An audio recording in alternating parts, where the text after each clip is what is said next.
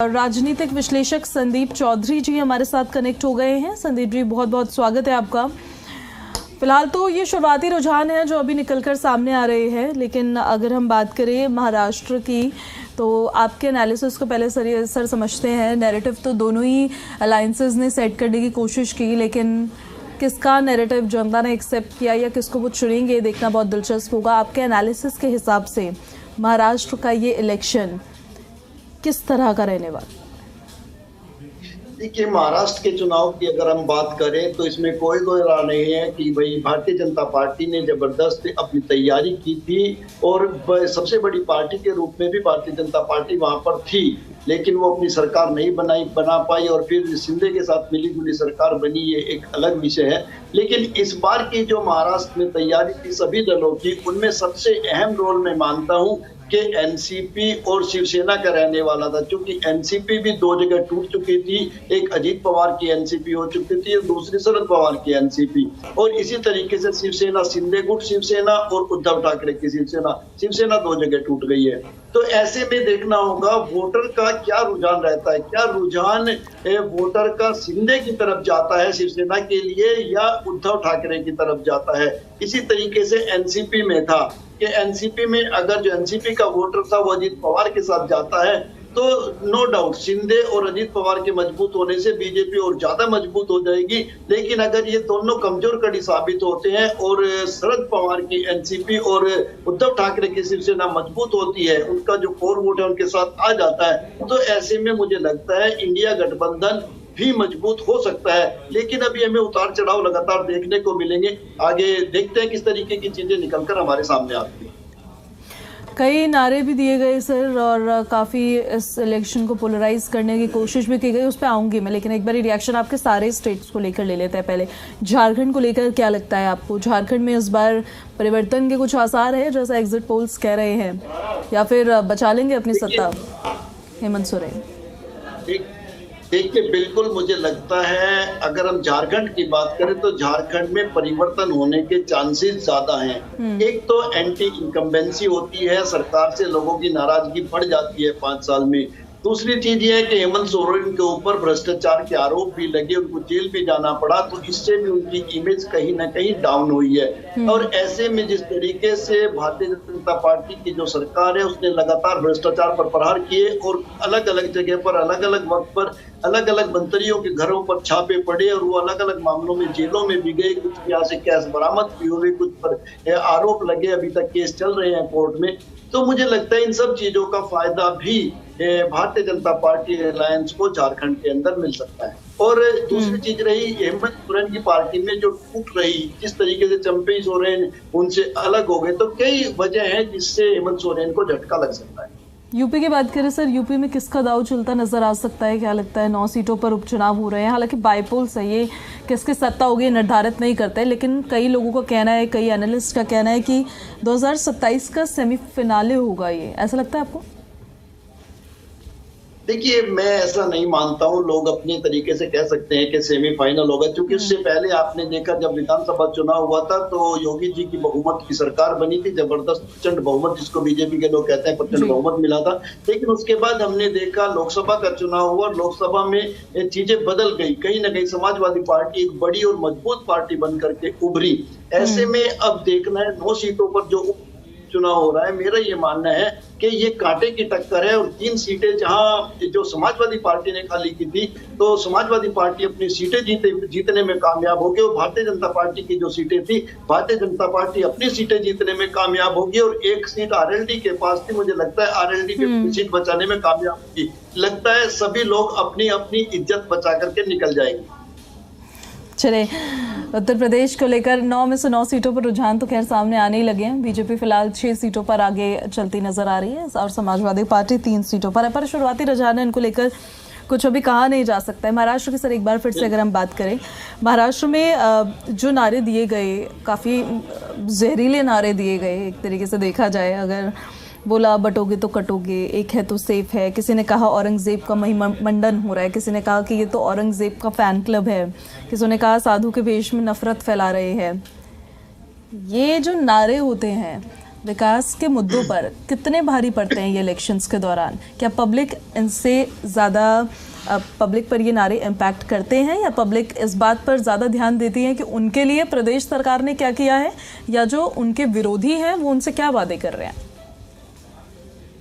देखिए, बहुत महत्वपूर्ण चीज आपने कही। मैं आपको बताऊं, हिंदुस्तान की राजनीति में अब वो वक्त तो निकल चुका है कि भाई आप डेवलपमेंट की बात करेंगे, आप रोजगार देने की बात करेंगे, आप एक सेफ्टी देने की बात करेंगे, शिक्षा देने की बात करेंगे, चिकित्सा देने की बात करेंगे, तो आपको लोग वोट करेंगे।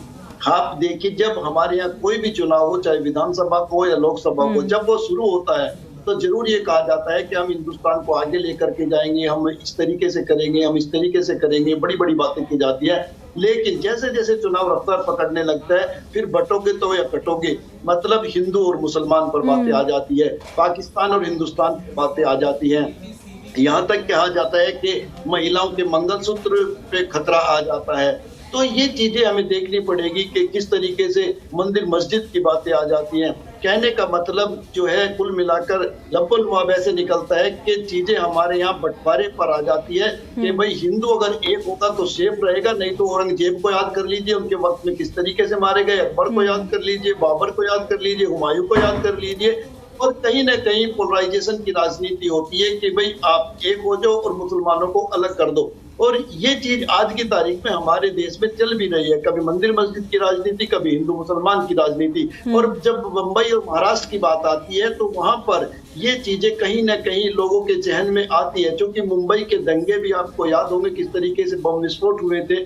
तो वो चीजें पीछा नहीं छोड़ती है। कुछ चीजें भारतीय राजनीति का हिस्सा बन चुकी है। जिस तरीके से कांग्रेस का पीछा नहीं छोड़ते 84 के दंगे, इसी तरीके से जो मुस्लिम समाज की बात जब की जाती है उसको कभी आतंकवाद से जोड़ दिया जाता है, कभी लादेन से जोड़ दिया जाता है, कभी पाकिस्तान से जोड़ दिया जाता है। और इस चीज का खामियाजा भुगतना मुस्लिम समाज में, मानता हूँ, आज भारतीय राजनीति में हाशिए पर जा चुका है। कितना बड़ा अभिशाप है इस तरह की राजनीति करना, या इस तरह के नैरेटिव को सेट करना प्रदेश या देश के विकास के लिए? देखिए, राजनीति को तो ये सूट करता है। हमें, हमारे देश की जो राजनेता है वो चाहते हैं एनी हाउ, किसी भी तरीके से बाई हुक बाई कुक हमें सत्ता मिलनी चाहिए। लेकिन मैं ये मानता हूँ कि देश के लिए ठीक नहीं है, भाईचारे के लिए ठीक नहीं है। देखिए, आप और हम सब एक एनवायरमेंट में काम करते हैं, उसमें जहाँ हमारे साथ सिख भी होते हैं, जैन भी होते हैं, मुस्लिम भी होते हैं, सभी लोग होते हैं। लेकिन अगर हम इस तरीके की नफरत फैलाते हैं तो कहीं ना कहीं हमारे आपके जहन में, वो दिमाग में वो डर बैठ जाता है। जैसे जो हिंदू समाज के लोग हैं वो किसी मुस्लिम कॉलोनी में जाकर कमरा लेकर किराए पर या फ्लैट लेकर अपने परिवार के साथ नहीं रह सकते। किसी ने उनका कुछ बिगाड़ा नहीं है, लेकिन हमारे जहन में, हमारे दिलों में ये चीज बैठ गई है कि हम कहाँ सेफ हैं।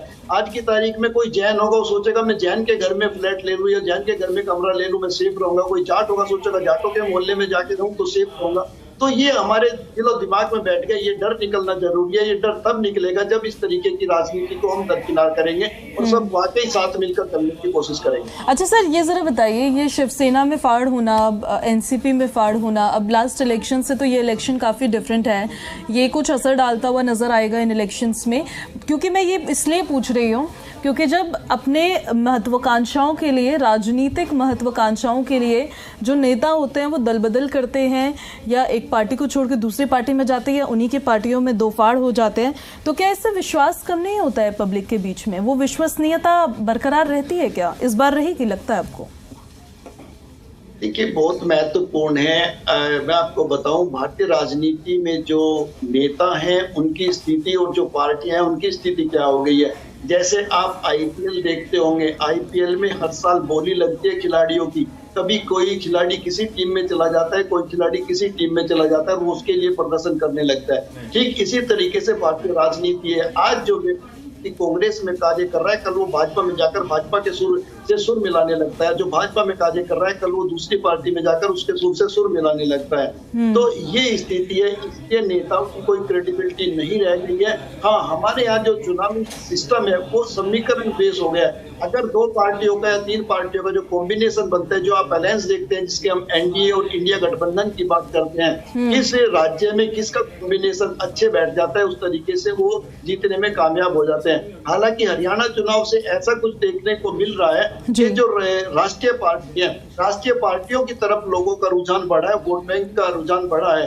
क्योंकि हरियाणा में आप देखिए जो क्षेत्रीय दल थे, कुछ पार्टियां तो बिल्कुल खत्म हो गई, जैसे हरियाणा जनहित कांग्रेस होती थी कुलदीप बिश्नोई की, वो पार्टी खत्म हो गई है। और जो जो आपकी जेजेपी पार्टी है, दुष्यंत चौटाला जो डिप्टी सीएम थे पिछली सरकार में, अब की बार उनके पास एक भी सीट नहीं है। जहां तक इनेलो की बात करें, इनेलो मेरे ख्याल से एक सीट पर सिमट करके रह गई है। तो क्षेत्रीय दलों का वर्चस्व कहीं न कहीं मुझे लगता है घट रहा है। आप देखिए उड़ीसा के अंदर क्या हुआ, नवीन पटनायक की इतनी पुरानी सरकार इस बार साफ हो गई और बीजेपी की वहां पर लोगों ने सरकार बना दी।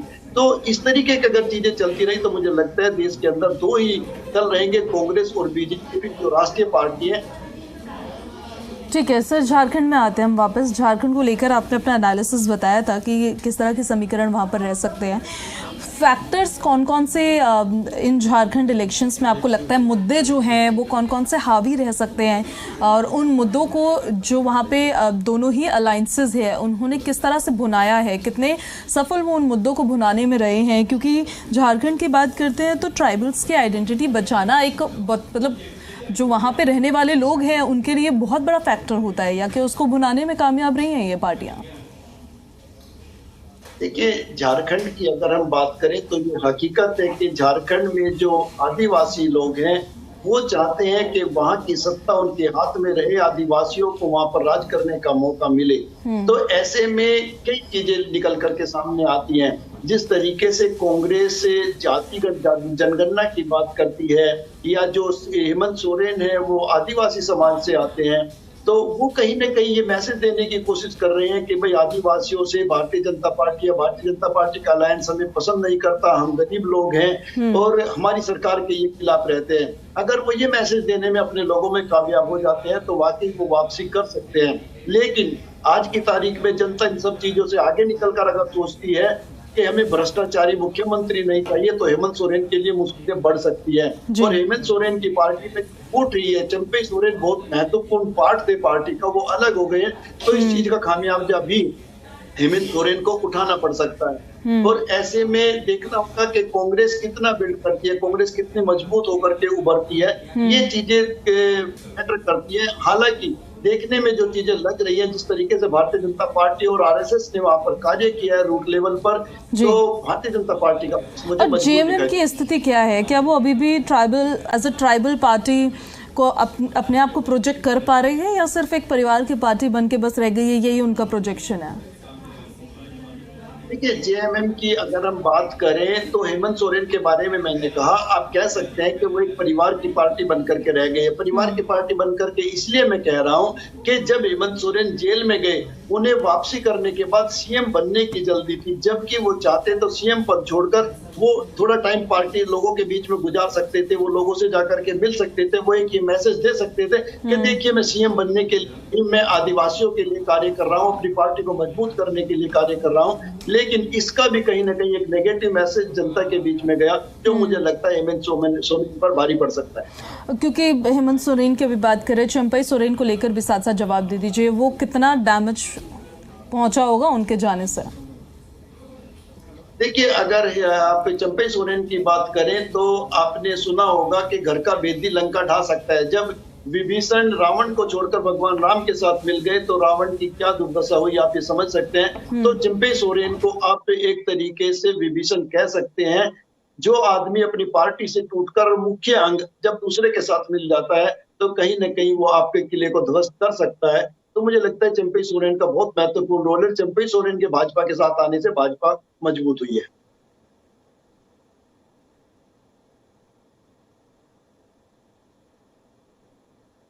ठीक है सर, चंपई सोरेन की बात हो गई है और हेमंत सोरेन को लेकर भी और बात करते हैं हम, लेकिन उत्तर प्रदेश के मिनी चुनाव को लेकर एक रिएक्शन मैं आपसे और चाहूँगी।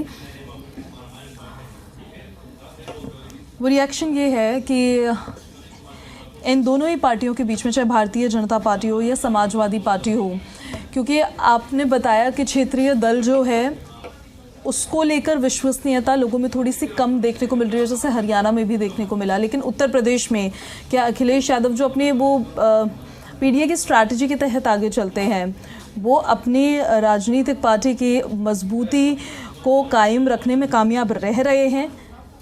इसको लेकर क्या एनालिसिस कहता है आपका? देखिए, बहुत महत्वपूर्ण आपने अच्छा पॉइंट आउट किया है। यहाँ पे आपको ये देखना होगा कि जिन दलों ने, जैसे जो हज का पार्टी का मैंने एग्जांपल दिया, उसने बीजेपी के साथ अलायंस किया था, वो पार्टी खत्म हो गई। जेजेपी पार्टी ने बीजेपी के साथ अलायंस किया, वो पार्टी खत्म हो गई। महबूबा मुफ्ती ने बीजेपी के साथ अलायंस किया था, वो पार्टी खत्म हो गई। अब आप बिहार के अगर जाएंगे तो बिहार में नीतीश कुमार का बीजेपी के साथ अलायंस है, और आपने देखा होगा लगातार नीतीश कुमार का ग्राफ डाउन हुआ है। लेकिन अगर समाजवादी पार्टी की बात करें तो समाजवादी पार्टी ऐसा गठबंधन एक तो मुझे लगता है तो एक विपक्ष के रूप में मुख्य भूमिका में है, क्योंकि यहाँ पे तो देश के अंदर कांग्रेस पार्टी नहीं है, यहाँ पे मुख्य विपक्षी दल समाजवादी पार्टी है, और समाजवादी पार्टी इस कार्य को करने में सफल हुई है, अपने वोट बैंक को संभालने में सफल हुई है। इसीलिए समाजवादी पार्टी उत्तर प्रदेश के अंदर बीजेपी को टक्कर दे रही है। ठीक है सर, मैं लौट रही हूँ आपके पास। एक बार हम फिर से टैली के जरिए अपने दर्शकों को दिखा देते हैं कि अभी फिलहाल क्या अपडेट मिल रही है हमें। महाराष्ट्र में 288 सीटों में से 241 सीटों पर रुझान सामने आए हैं, जिसके मुताबिक जो एनडीए ब्लॉक है यानी कि महायुति अलायंस है, वो 150 सीट्स पर उनके कैंडिडेट आगे चल रहे हैं। और महाअघाड़ी की अगर हम बात करें यानी जो इंडिया ब्लॉक है, उनके 85 अब 84 हो गए हैं। 84 सीट्स पर कैंडिडेट जो है वो आगे चल रहे हैं। अभी ये शुरुआती रुझान है, अभी आगे के राउंड की काउंटिंग होनी बाकी है। और अगर हम अदर्स की बात करें, 6 सीटों पर अदर्स के कैंडिडेट्स आगे चल रहे हैं। झारखंड की अपडेट एक बार फिर से और दे देते हैं आपको। 81 विधानसभा सीटें हैं, जिनमें से 65 पर रुझान सामने आ गए हैं, और 35 सीटों पर भारतीय जनता पार्टी प्लस इनका ये इंडिया अलायंस वो आगे चल रहा है। और जेएमएम प्लस की अगर हम बात करें यानी जो इंडिया ब्लॉक है, जेएमएम के साथ 30 सीटों पर वो आगे है। अदर्स के खाते में कुछ भी नहीं है। उत्तर प्रदेश उपचुनाव की अगर हम बात करें तो यहाँ 9 की 9 सीटों पर रुझान सामने आ गए हैं। बीजेपी के 5 कैंडिडेट्स आगे चल रहे हैं 5 सीट पर, समाजवादी पार्टी के 4 कैंडिडेट्स आगे चल रहे हैं 4 सीट पर। सर, एक बार फिर से आपका रुख करना चाहती हूँ मैं। महाराष्ट्र की हम बात करें, 288 सीटों में से 241 सीटों पर फिलहाल रुझान सामने आ रहे हैं। हालांकि शुरुआती रुझान है, लेकिन बीजेपी 151, मतलब ये जो एनडीए ब्लॉक है वो इंडिया ब्लॉक से तो काफ़ी आगे ही चलता हुआ नज़र आ रहा है।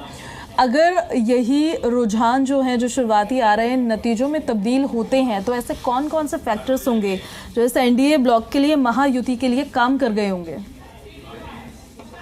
देखिए, मैं आपको बता दूं, अगर महाराष्ट्र की हम बात करें तो एनडीए गठबंधन मजबूत स्थिति में पहले से सभी लोग बता रहे थे, और आज दिखाई भी दे रहा है। इसका सबसे बड़ा कारण ये है कि भारतीय जनता पार्टी की जो सीटें थी वो पहले से वहां पे बहुत ज्यादा थी, और वो थोड़ी सी सीटों की वजह से वो अपनी सरकार नहीं बना पाए थे, जो उनकी कमी रह गई थी। ऐसे में भारतीय जनता पार्टी ने अपना होमवर्क मजबूती से किया, और जो सीटें उनके पास थी उनको वो लगातार रिपीट करेंगे जहां तक मुझे लगता है, और जो सीटों की कमी रह गई थी उस पर उन्होंने काम किया, और वो मुझे लगता है अपने दम पर सरकार बनाने में कामयाब हो सकते हैं।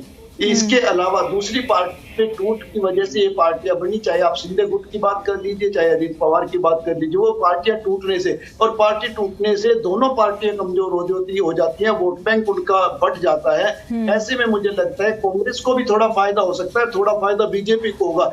बीजेपी को थोड़ा फायदा होने में ही बीजेपी अपनी सरकार बनाने में कामयाब हो जाएगी। ये सीएम फेस प्रोजेक्ट ना करना, ये किस तरीके का इलेक्शंस पर असर डालता है?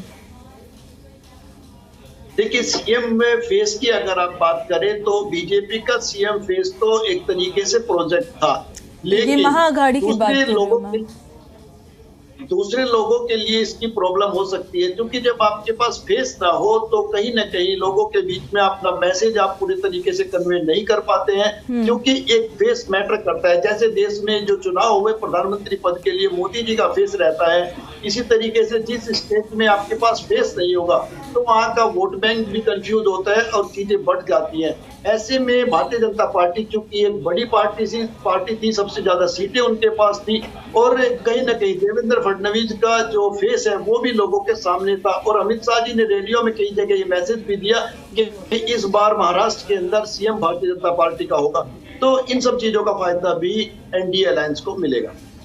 ठीक है सर, लौट रही हूँ मैं आपके पास वापस। एक बार फिर से हम अपने दर्शकों को अपडेट दे देते हैं ज़रा कि यूपी चुनाव में देखिए 9 सीटों पर मतगणना जारी है। गाजियाबाद उपचुनाव में वोटों की गिनती लगातार जारी है और महाराष्ट्र में 288 सीटों पर काउंटिंग हो रही है। 288 में से 241 सीटों पर रुझान भी सामने आ गए हैं। झारखंड में 81 सीटों पर काउंटिंग हो रही है।